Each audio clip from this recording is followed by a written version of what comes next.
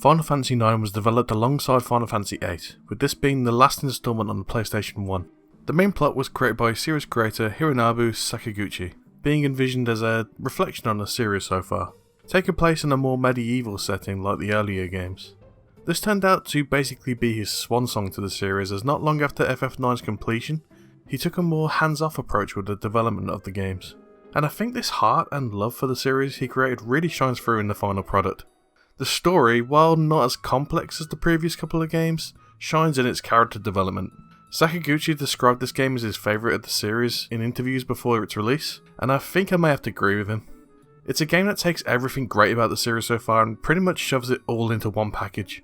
And while it focuses on being retrospective, it's not derivative either, boasting an imaginative world of colourful and well fleshed out characters. Of course, it has some flaws, mostly regarding some of the gameplay, but I think everything else heavily outweighs the negatives. But before I start gushing too much, let's slow down a little and tackle things one topic at a time. Let's start like I always do and discuss the version differences. Not much to say this time. You have the OG PS1 version, which looks great running on real hardware due to the lower resolution blending the picture together well. And then you have the port to mobile, Steam and modern consoles, which are all basically the same. They have the blurry backgrounds like seen in Final Fantasy VIII Remastered, and also lack the analog movement from the PS1 version. The modern console versions have built-in cheats too, like 3x speed and max damage too. But one point that the modern versions have over the PS1 out the box is faster loading times, and also the option to skip battle intro for random battles. This is a great quality of life option as it makes random battles go by a lot quicker. Of course, the star of the show here is the Steam version with the simple to install Moguri mod, which adds in AI scaled backgrounds and analog movement. It also adds in options for a nicer font, which I'm using in the footage, and some other miscellaneous cheats if that's your jam. It also has the option to increase the sample rate of the sound, which is puzzlingly low in the vanilla version. Moguri mod is the way to go, honestly. It's very easy to install and the results are 100% worth it. The graphics of Final Fantasy IX are, on a technical level, pretty much on par with Final Fantasy VIII. They were made at roughly the same time and on the same tech after all. However, the art style is strikingly different from the last two games, which strive for a more realistic aesthetic. Final Fantasy IX aims for a more painterly and stylized look, and while it may appear a little strange at first, I think it's a much stronger aesthetic and fits the traditional fantasy theming of the story. Even the textures on the characters have a painterly look to them. This style means that the majority of the cast can be non-humans without it looking strange. I think this also gave the team the freedom to make weird monsters again, as unlike Final Fantasy VIII, there's a lot more variety here, and you're not running into early game enemies in the end game again. The variety goes into the environments too. There's no wasted screens here like in Final Fantasy VIII, no repeated screens to artificially increase the length of dungeons. Each screen is extremely well detailed, aren't bigger than they need to be, and fit together in a smart logical way. The dungeon screens are designed smartly to really sell the space of the area you're traversing, having several places where you can see areas you've come from at a different angle. Pre-rendered videos are integrated into the gameplay like in Final Fantasy VIII too, although not in quite such a bombastic manner, with the story of 9 not being quite as action-packed. Movement is used a lot in the backgrounds though in towns, in order to make them feel more alive, even if just limited to the spinning of windmills. Also, something I noticed but didn't really think about until writing this now, is that the characters actually have an animation for opening doors. It's something really small, but ends up adding a lot to the presentation in my opinion. I quickly checked back on gameplay of Final Fantasy VIII, and yeah, either you have a scroll walk through doors that magically open as he walks into them, or the automatic sliding doors. The way characters physically open doors to go through them in Final Fantasy IX really helps add to the physicality of the space they're inhabiting, and on a subconscious level makes the environment seem more believable. The only real issue I have with the graphics really is that some of the incidental characters are not very well detailed. Maybe the most egregious being the ticket booth guy at the start of the game. You really get a nice close-up of his mess of a face. This isn't a deal breaker for me though, as it barely affects the overall look of the game, nor is it a persistent problem that gets in the way of your enjoyment. Gameplay, once again, has barely changed in its basics from the past few entries. Everything that surrounds the basic battle mechanics has changed though. As this is a retrospective game, an older design decision was made regarding the way that characters play. They're set characters with their own abilities. Much like Final Fantasy IV, each character has their own set job based on the classic Final Fantasy archetypes. Steiner is a knight, Vivi is a black mage, Zidane is a thief, Dagger and Aiko are white mage summoners with slightly different focuses and abilities. Freya is a dragoon, Quina is a blue mage, and Amaranth is a monk crossed with a ninja. We're also back to 4 members available for the party, which means that you can mix and match the characters to form a squad which complements each other's skills. But how do you learn skills? Unlike Final Fantasy IV, characters don't learn skills by leveling up, instead they learn skills and abilities from various pieces of gear. This works much like Final Fantasy VI's Magicite mechanic in that earning AP in battle goes towards learning skills permanently. This is a little bit of both a good and a bad thing in that it makes every piece of gear useful, and makes you want to get your hands on every piece of gear you can. However, it does mean that if a character misses out on a skill from an early level gear piece, you may have to equip rubbish armor in order to learn it. It's not a massive problem and only becomes a major issue if you're focused on min-maxing the game, as often some later game gear will have some of these skills on them. It's an issue with the system though, and it wouldn't do anyone any good if I ignored it due to me not struggling with it personally. Keeping hold of all the equipment you pick up pays off with the synthesis shops too, allowing you to use old gear to create new powerful trinkets and weapons. It feels extremely rewarding and doesn't require hours of grinding and rare monster drops like Final Fantasy VIII's gear crafting did. Like its predecessor, Final Fantasy IX has a card minigame. However, instead of using Triple Triad again, they created a new game called Tetramaster, and it quite frankly sucks. As much as I'm indifferent to in-universe card games, I at least respected Triple Triad to be a decent and understandable card game. Tetramaster is kinda incomprehensible. It's hard to figure out what the numbers on the cards even mean, and even if you manage to figure something out, and are pretty sure your card is way better than the opposing card, randomness could still mean that you lose. It sucks. You also have to play it as part of the main story too, but luckily those card battles aren't too tough. And if you've been exploring a bit, you should have some half decent cards under your belt at least. Still annoying you have to do it to advance though. There is another major side mission minigame in the form of Chocobo Hot and Cold. It's an alright minigame, it has some rather powerful rewards hidden behind it too. I think its charm fades eventually when it becomes frustrating to find just the right spot to start digging.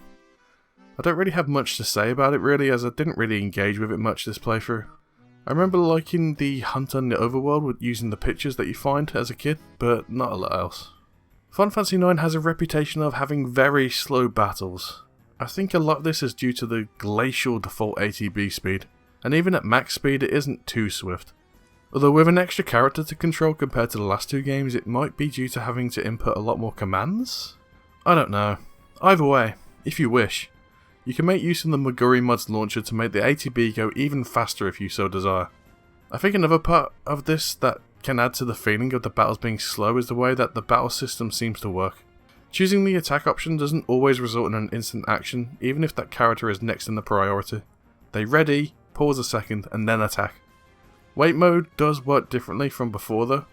In 8 and I think 7 as well, during attack animation the ATB bar would pause. However, in Final Fantasy IX the bar continues to build even during some of the longer attack animations, which certainly threw me off a little bit initially. This means that you can't use these animations to put a pause on the monsters readying their own attacks, as if you're fighting more than one opponent, they'll be queuing up their own attacks during it, making them next in the attack priority. You can still cheese this by going into the spell or item menus while the animation plays so you can more easily react to the outcome of a big attack, but this newer approach to the wait style of ATB encourages you to plan your moves in advance, which is nice. Without the option to skip battle intros turned on though, the start of every random battle wastes a fair chunk of time as the camera zooms around. It works fine for boss fights and force encounters, but I can certainly see how it would be great for every single battle. Although the random encounter rate in this game is actually way lower than I expected it to be. Dungeons in general would see me at single digit amounts of encounters through the whole thing. I think what makes up for this though is that most of these encounters are surprisingly significant and take a little bit of effort to beat sometimes.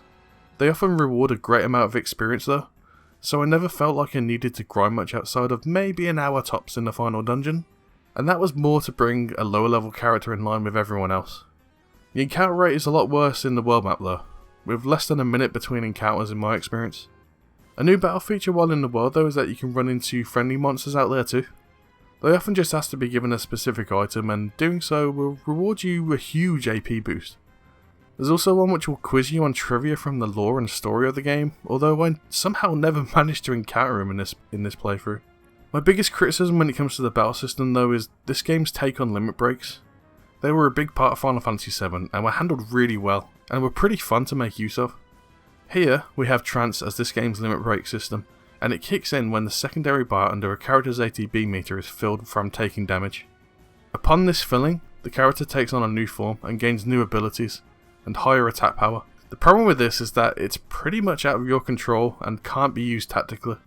More often than not, trance will activate in the middle of a random battle, or more heartbreakingly, will trigger at the very end of battle when the next action will kill the enemy regardless. It really sucks as some trance abilities are amazingly powerful, but with how unpredictable they are, it's unfortunately a system not worth investing in too much.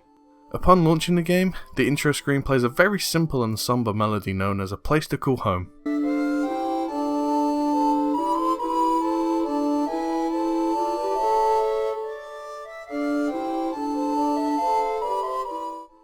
This melody is important to the story. If you listen closely, you can hear two distinct melodies being played simultaneously. I have a theory about it, which I'll obviously reveal in spoiler time, but it's something to keep in mind.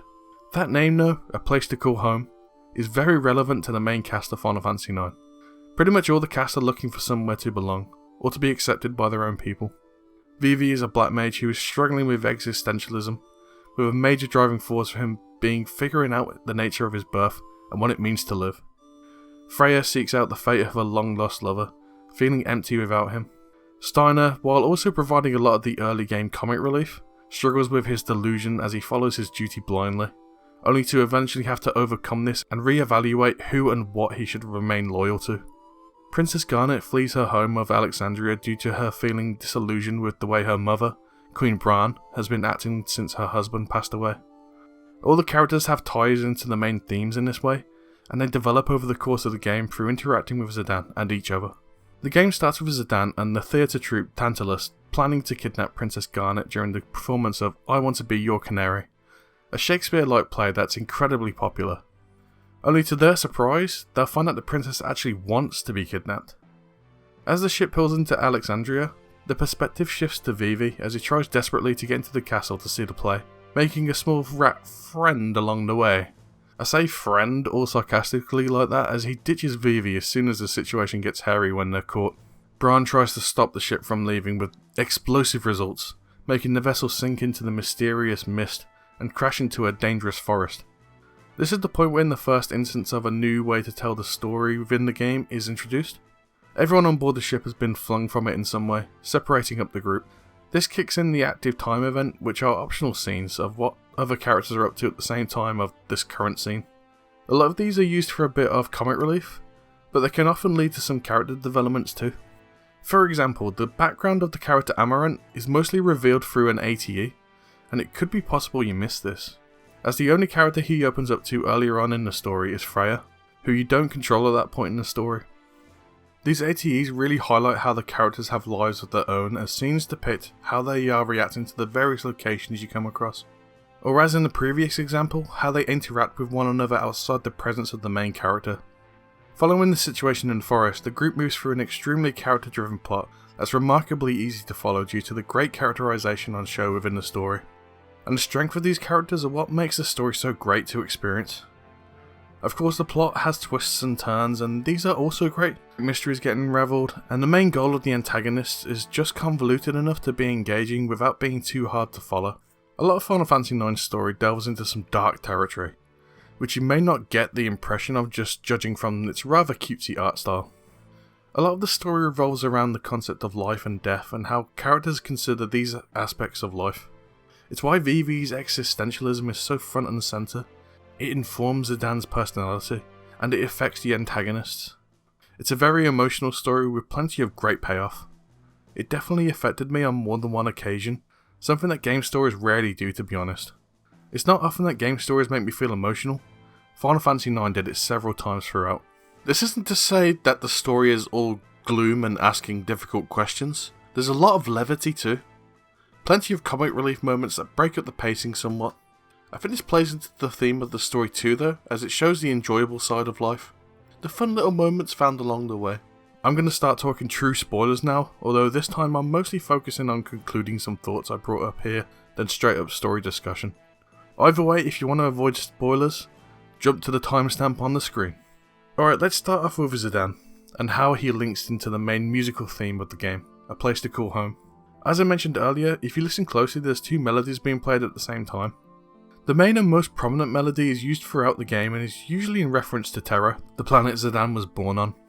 It's revealed in the scene in the Black Mage village that he had been searching for a place of his birth for years, his only clue being a blue light. Turns out that blue light is the glow found in Terra. But upon finding out everything, learning of the purpose of his birth and almost losing it, his friends bring him back to normal by showing him what they learned from him. You're not alone in life, and the friends you make along the way can help you through hardship. This leads Zidane to be sure of where his home is, on Gaia, with Dagger, the person he loves. And this is why there's two melodies in A Place to Call Home, with one being less distinct and harder to hear. The second melody represents Gaia, the place that Zidane eventually realises is the home he's made for himself, and the one he truly wants. Vivi is honestly the emotional centerpiece of the game. His struggle with learning about the nature of life and his introspective manner is heartbreaking. Him meeting the other Black Mages in the village is a true highlight where he finally meets others like himself, with one of the Black Mages revealing to him how they all eventually die one day. I think it's important that Vivi learns of this concept from one of his own kind, as no doubt this other Black Mage went through similar feelings Vivi had. My favourite scene is the same one where Zidane reveals to Dagger his search for his home, explaining that maybe they shouldn't directly help and let Vivi try to figure it out on his own. He's looking for a place to call home, and that's something only a person can decide for themselves. Outside help won't work. He also learns that despite the fear of dying one day, the joy that comes from life far outweighs that, and makes it worth living, giving it meaning. At the end of the game, Vivi seems to have written a letter of sorts addressed mostly to Zidane, thanking everyone for the journey they had, as it seems apparent from the words he's using that he's passing away. It's absolutely heart-wrenching, and it makes me feel all emotional every time. Because it's true, they went through a lot together, and the retrospective framing of the final words really make you reflect on this. It's brilliant. It helps make this one of the best endings of the series. Let's quickly pivot to the stranger fits in the ensemble. Quina is an odd fit as they seem to be a very simple character, and I suppose they kind of are. The game says that Quina's gender is unknown, but uses a clumsy she-he pronoun and default to him in other contexts. I'll just use the they-them as it works better. Quina is of the Q clan, a race of strange gluttonous creatures with long tongues. I think the point of Quina is that their life goal is simple: explore the world and discover tasty food. But I think that this just means that they embodied the idea that enjoying life to the fullest is a goal worth chasing, even if that means you end up saving the world along the way. Zidane never judges Quina for the way they are, and just accepts them as is. Amarant joins the party rather late in the game and seems rather standoffish. I think the point of Amarant's character is to question Zidane's methods, and force him to think about why he does the things he does. It's something he doesn't normally think about, but being pushed to explain his reasoning works to both further reinforce his convictions, and for Amarant to start shedding his lone wolf demeanour. He's not without honour, even before he joins the party, as he foils the plans of a fellow bounty hunter because he doesn't approve of using hostages as leverage. There is a point in the late game when the genomes from Terra are placed in the care of the Black Mages, and Amarant comments on them being like kids playing, to which Freya remarks that they've only just started living their lives. Amarant follows this up with, "Can lost time be recovered?" Freya doesn't really dwell too much on this, nor Amarant, but I feel that he's asking this question just as much for himself as he is for the genomes.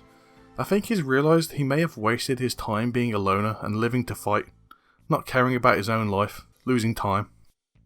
Kuja is the main antagonist of Final Fantasy IX, and you may have noticed that I didn't mention him before spoilers.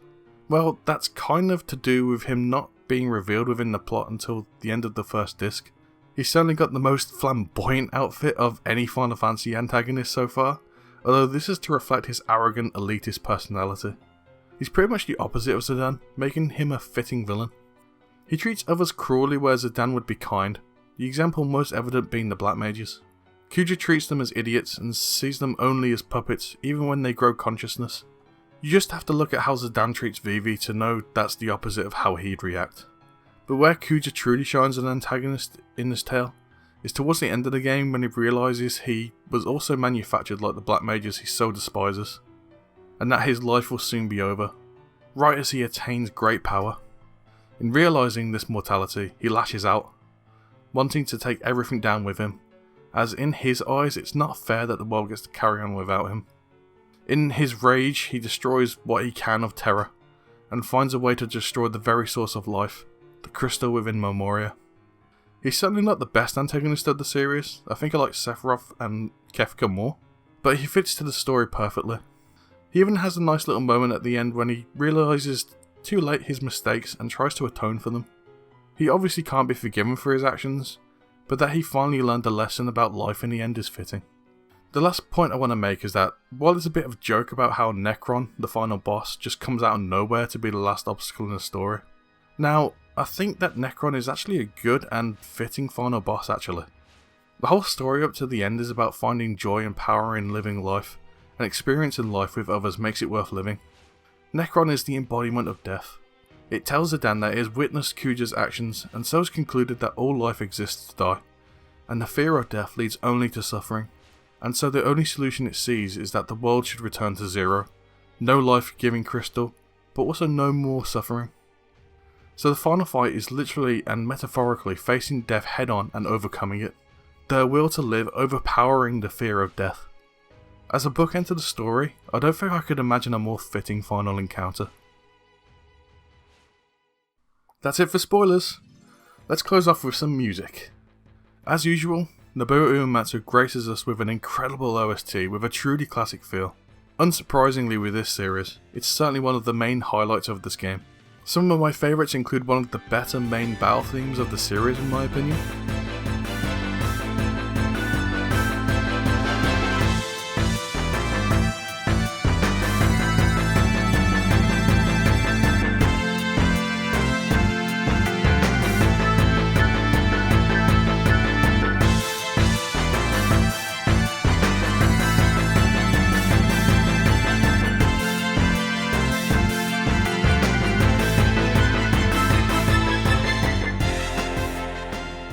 Vamos a flamenco.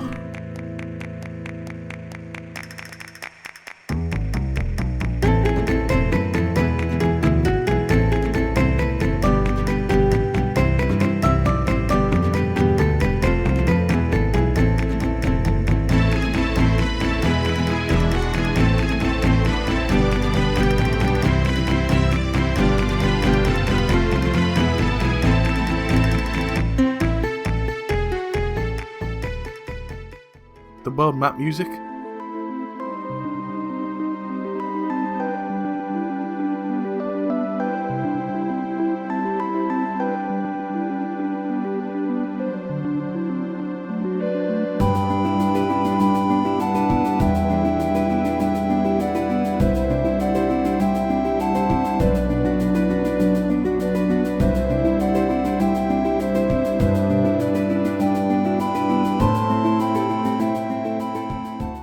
Festival of the Hunt.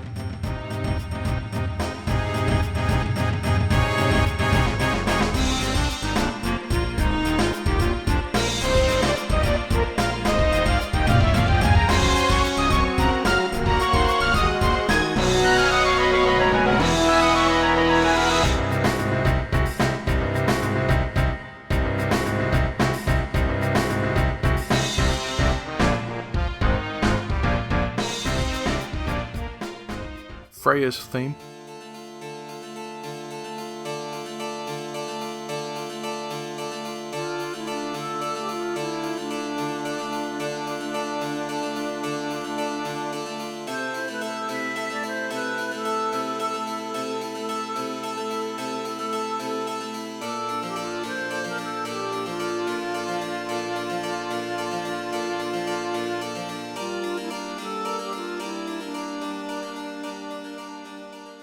Roses of May.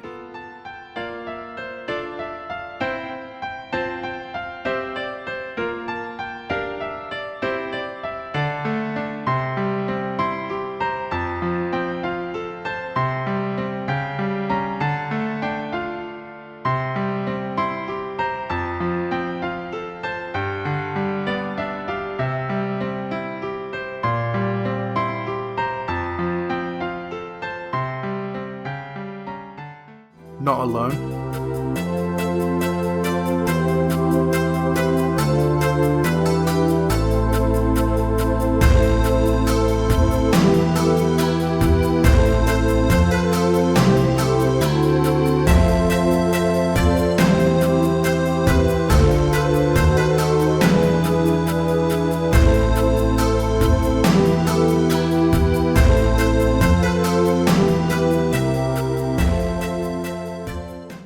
the darkness of eternity.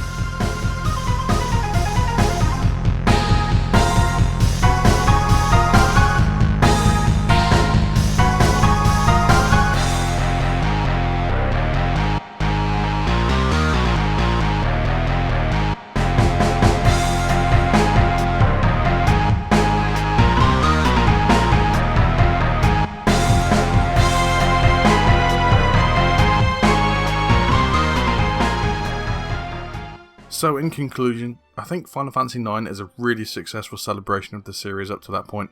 Penned mostly by its creator, I can really feel the heart put into the century of the series. I can definitely tell that the story of this game was conceived by the same man that would go on to make Lost Odyssey, for example. It's not without its flaws. I have issues with the trance system and the bloody card game, as mentioned before. However, I think these don't really put a dent into how much I enjoyed playing this game, and never distracted me from enjoying its story. I honestly was nervous going into this game. In my memory of when I played it for the first time almost 20 years ago, I remember really liking it, and it stuck with me as one of my favourite games of all time since then. I hadn't played it again until this video. I think I was afraid that playing the game again, I wouldn't love it as much as I did when I was younger. Playing it as an adult, I loved it even more.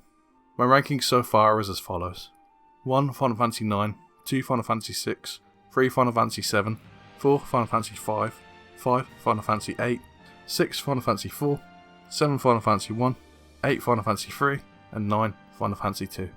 Thanks so much for watching, and I hope to see you all next time.